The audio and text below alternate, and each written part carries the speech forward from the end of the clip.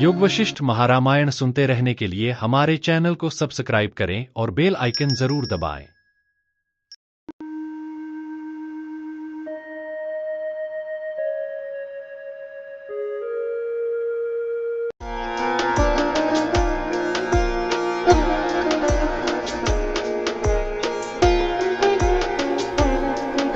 सर्ग 119 में अद्वैत वेदांत के प्रमुख सिद्धांतों को विस्तार से समझाया गया है। इस सर्ग में माया, जीव भाव और ब्रह्म के वास्तविक स्वरूप की व्याख्या दृष्टांतों के माध्यम से की गई है।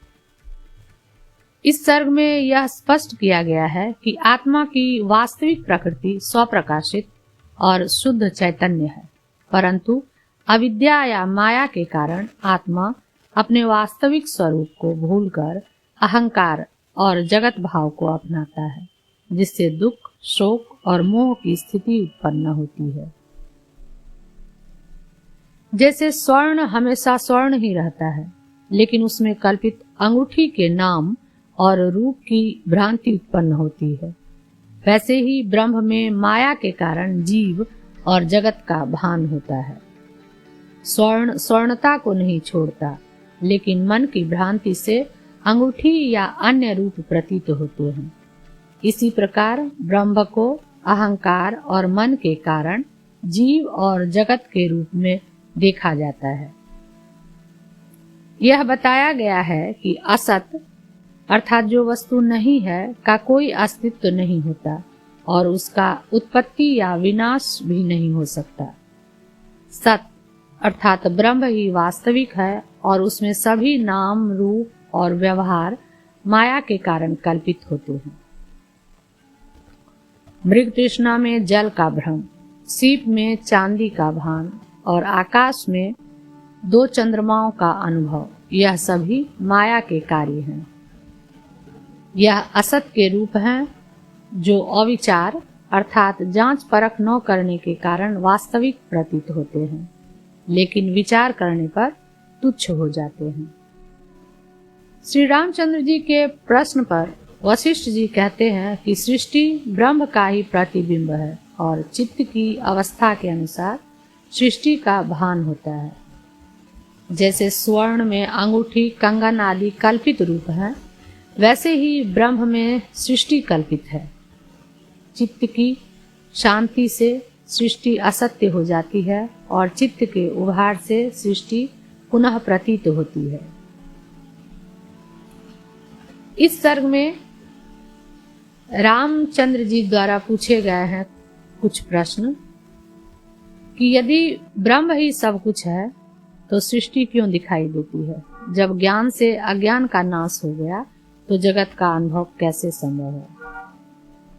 जिसका वशिष्ठ जी उत्तर देते हैं, सृष्टि ब्रह्म में ही स्थित है, जैसे दर्पण में प्रतिबिंब।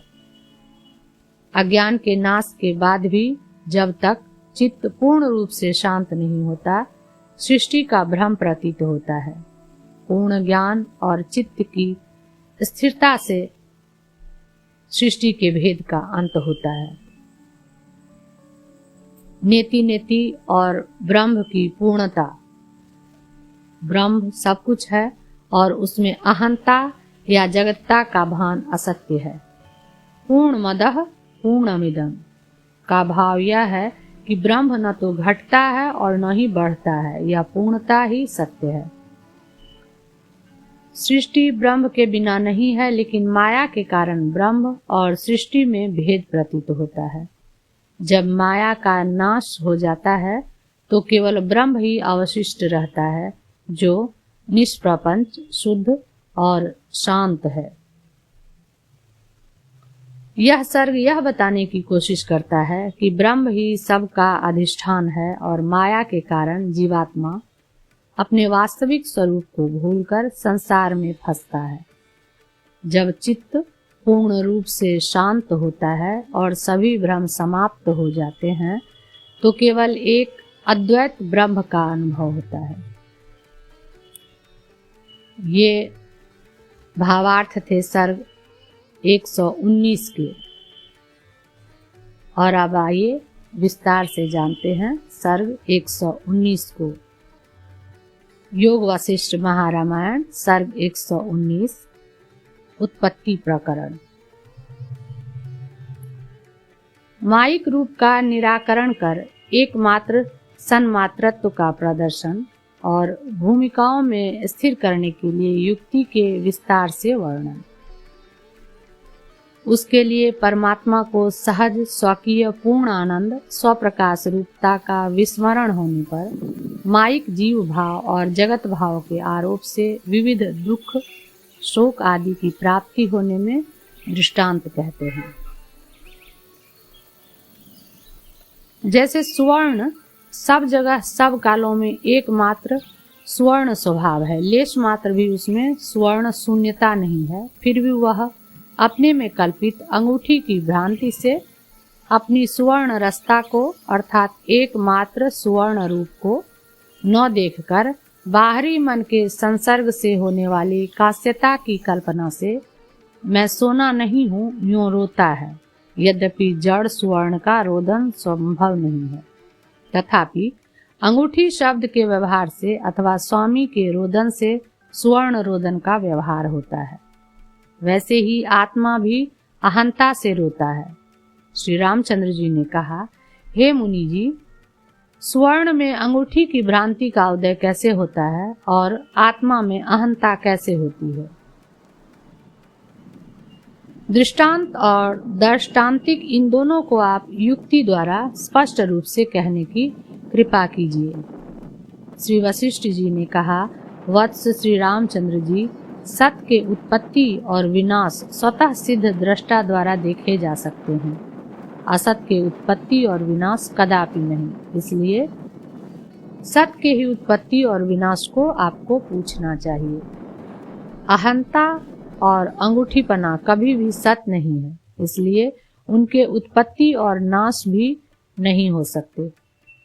जायते अस्ति वर्धते विपरिणमते अपक्षीयते नश्यति, इन 6 भाव विकारों में बीच के 4 सत के ही होते हैं, असत के नहीं।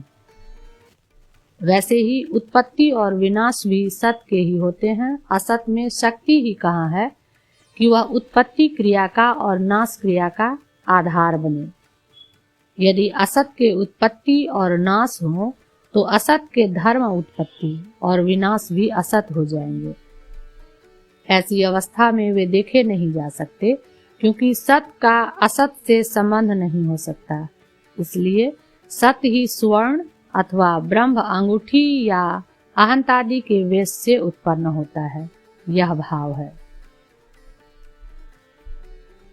त्याग और ग्रहण आदि क्रिया का संबंध भी सत का ही देखा जाता है, असत का नहीं देखा जाता, ऐसा कहते हैं। यदि तुम्हें स्वर्ण लेना हो तो तुम मूल्य देकर स्वर्ण के लिए अंगूठी लो।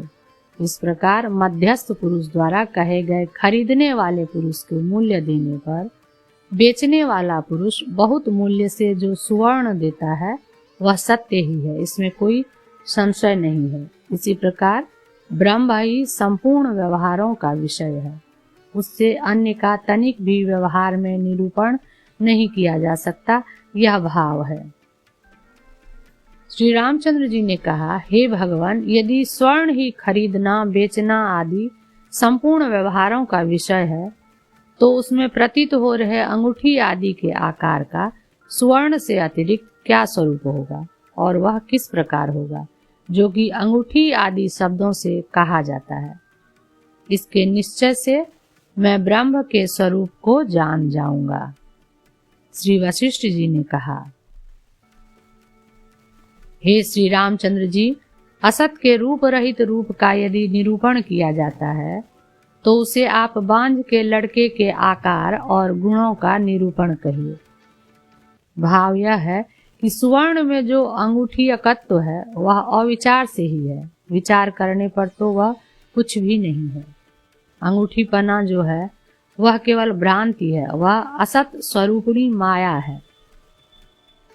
यदि असत का रूप कहा जाए तो वह अविचार समय तक रहने वाली माया का रूप ही है, ऐसा कहते हैं। यदि उसको विचार कर देखा जाए तो वह नहीं दिखाई देती, यानी तुच्छ हो जाती है। इसलिए वह इस माया का ही रूप है। ऐसी ही प्रसिद्धि दूसरे माया कार्य में दिखलाते हैं। मृग तृष्णा के जल में और चंद्रमाओं के भ्रम में और अहंता आदि में यही रूप है, जो कि विचार करने पर दृष्टिगोचर नहीं होता। जो पुरुष सीप में चांदी से आकार को देखता है, वह चांदी के अणु मात्र कण को एक क्षण के लिए कहीं पर नहीं प्राप्त करता है। जैसे सीप में चांदी पना और जैसे मरुभूमि में जल अविचार से ही प्रतीत होता है, वैसे ही असद वस्तु ही अविचार से सत सी प्रतीत होती है। जो वस्तु नहीं है उसकी असत्ता विचार करने पर प्रकाशित होती है। यदि विचार न किया जाए तो मृग तृष्णा में जल बुद्धि की ही तरह वह स्फुरित होती है, जैसे कि सीप में रजत भाव का दर्शन होता है। यदि सीप का दर्शन न हो तो वह रजत रूप में प्रतीत होती है। असत ही सत्कार्य करने वाला और स्थिर होता है। यदि कोई शंका करे असद वस्तु की सत्कार्यकारिता और स्थिरता कहाँ देखी गई है, तो इस पर कहते हैं, वेताल की भ्रांति से उत्पन्न हुआ भय, रोदन आदि बालकों के मरण के लिए होता है। जैसे बालू में तेल आदि नहीं है, वैसे ही सुवर्ण में केवल सुवर्णता को छोड़कर अन्य अंगूठी अकत्व कटकत्व आदि नहीं है। यहाँ पर न तो कुछ सत्य है और न मिथ्या है, यानी सत्य ही अर्थ क्रियाकारी है अथवा मिथ्या ही अर्थ क्रियाकारी है, यह कोई नियम नहीं है। जो वस्तु अधिष्ठान सत्ता में जैसे प्रतिभासित होती है, वैसे ही वह अर्थ क्रियाकारी होती है। जैसे कि बालक को असत यक्ष के दर्शन आदि से विकार आदि होते हैं। सद्वस्तु हो चाहे असद वस्तु हो, जो हृदय में सुदृढ़ रूप से जम गई वही अर्थ क्रियाकारी होती है। जैसे कि यह अमृत है, इस प्रकार विश्वास होने पर विष से भी अमृत कार्य होते हैं। यह परम अविद्या है, यही माया है और यही संसार है, जो कि प्रतिष्ठा रहित असत अहंत की भावना होती है। जैसे सुवर्ण में अंगूठी अकत्व आदि नहीं है, वैसे आत्मा में अहंत्व आदि नहीं है। इस प्रकार स्वच्छ शांत बंधन आदि से रहित परमात्मा में अहंता असत ही है, परमार्थ वस्तु नहीं है। ब्रह्म से अतिरिक्त सब अवस्तु है। यह बात हजारों श्रुतियों से सिद्ध है।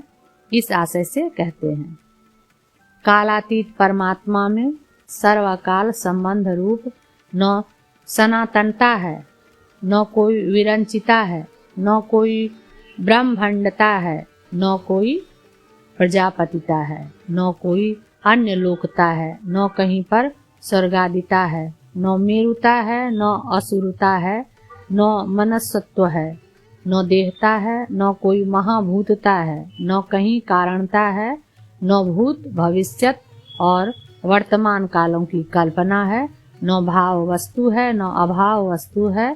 त्वता अहंता आत्मता तत्ता सत्ता असत्ता कोई भी नहीं है। न कहीं पर भेद की कल्पना है, न राग है और न राग का कार्य रंजन ही है। सब जगत का पारमार्थिक रूप शांत यानी अधिष्ठान सन्मात्र, निराधार, अविनाशी, कल्याणमय, दोष आदि से रहित, इंद्रियों से अग्राह्य, नाम रहित, कारण रहित ब्रह्म ही है। वह न तो उत्पत्ति रूप भाव विकार से युक्त है, न नाश नामक भाव विकार वाला है, न मध्य के भाव विकारों से युक्त है और न सब है। सर्वरूप भी वही है। मन वचन से उसका ग्रहण नहीं होता, वह शून्य से भी शून्य और सुख से भी बढ़कर सुख है। इस प्रकार निष्प्रपंच पारमार्थिक एक रस ब्रह्म का बोध कराने पर भी उसमें चित्त वृत्ति को स्थिर करने की शक्ति न होने से उससे लौटकर फिर विपरीत भावना से कातर हुए श्री रामचंद्र जी पूछते हैं। श्री रामचंद्र जी ने कहा, भगवान, यद्यपि मैंने इस समय सर्वत्र श्रम सर्वरूप ब्रह्म को जान लिया है, तथापि फिर मुझे यह सृष्टि क्यों दिखाई दे रही है, इसे आप कृपा कर बतलाइए। भाव यह है कि ज्ञान से अज्ञान का नाश होने पर अज्ञान मूलक जगत का भी बाध हो गया, इसलिए फिर जगत की प्रतीति युक्त नहीं है। यदि आपको तत्व ज्ञान ज्ञात हो गया तो फिर जो यह जगत की प्रतीति है वह ब्रह्ममान ही है। निमित्त भूत अज्ञान का नाश होने से ही जगत भेद और सृष्टि नाम का यश नाश हो गया। इस आशय से श्री वशिष्ठ जी परिहार करते हैं। श्री वशिष्ठ जी ने कहा, हे श्री रामचंद्र जी, परम तत्व सर्वोत्कृष्ट शांत स्वस्वभाव में ही स्थित है, उसमें च्युत नहीं है। इस प्रकार पूर्णात्म भाव होने से सृष्टि और सृष्टि का नाम इदंता से इस ब्रह्म में कभी नहीं है, किंतु स्वस्वभाव से ही है। महार्णव के जल में जल के तुल्य परमेश्वर में यह सृष्टि स्थित है। भेद इतना ही है कि जल द्रव होने से चलनशील सा है और ब्रह्म निष्क्रिय है। सूर्य आदि की ज्योति के तुल्य वह स्वप्रकाश है। भेद इतना ही है कि सूर्य आदि की ज्योति अपने में दीप्त होती है, किंतु परम पद दीप्ति क्रिया को प्राप्त नहीं होता, क्योंकि दीप्ति क्रिया सूर्य आदि का स्वभाव है। परम पद को तो लोग निष्क्रिय कहते हैं। जैसे नीचे ऊपर छोड़कर समुद्र के मध्य में जल ही जल रहता है, वैसे ही चित होने से परम पद वह परम ही नाना रूप से स्फुरित होता है। आपका बोध परिपक्व नहीं है, इसलिए आपकी दृष्टि में चिद्रूप परम तत्व मनोचेत्यता को प्राप्त होता है और सृष्टि रूप से उसकी प्रतीति होती है। वह सृष्टि ही ज्ञान का परिपाक होने पर अविनाशी ब्रह्म स्वरूप हो जाती है। कारण कि उस समय अज्ञानियों द्वारा देखा गया यह भेद ऐसे ही बिल्कुल नहीं रहता, जैसे कि आकाश का दूसरा आकाश नहीं है। यदि आकाश का दूसरा आकाश माना जाए तो अनवस्था हो जाएगी, एवं परमार्थ का दूसरा परमार्थ नहीं है, इसलिए सर्ग शब्द ब्रह्म का ही नाम है, ऐसा विद्वानों का निश्चय है। चित्त के आत्यंतिक विनाश का अभाव ही आपके पुनः सृष्टि दर्शन में हेतु है। इस आशय से कहते हैं, अत्यंत शांत परम पद में चित्त से ही सर्ग की प्राप्ति होती है और चित्त के अभाव से सर्ग का नाश होता है। जैसे कि सुवर्ण में कटक कुंडल आदि का भ्रम होता है। चित्त की शांति का उदय होने पर विद्यमान सृष्टि भी असत हो जाती है और चित्त का उदय होने पर असत सृष्टि भी अपने आप सत्ता को प्राप्त हो जाती है। अभिमान युक्त चित्त ही सृष्टि भ्रमण रूप भ्रांति है और चित्त अभाव को ही सर्वथा शांत परम पद जानिए। वह परम पद जड़ नहीं है। ज्ञानियों को भी व्युत्थान दशा में चित्त भास का उदय होने पर सर्गभान कैसे होता है, इस पर कहते हैं, तत्व दृष्टि से भेद रहित सृष्टि भी प्रातिभाषिक भेद से भिन्न सी ऐसे प्रतीत होती है, जैसे शिल्पियों की मिट्टी की बनी हुई पुरुषाकार सेना युद्धादि पुरुषार्थ करने वाली सी प्रतीत होती है। पारमार्थिक दृष्टि होने पर यह जगत पूर्ण ब्रह्म ही अवशिष्ट रहता है। इस पर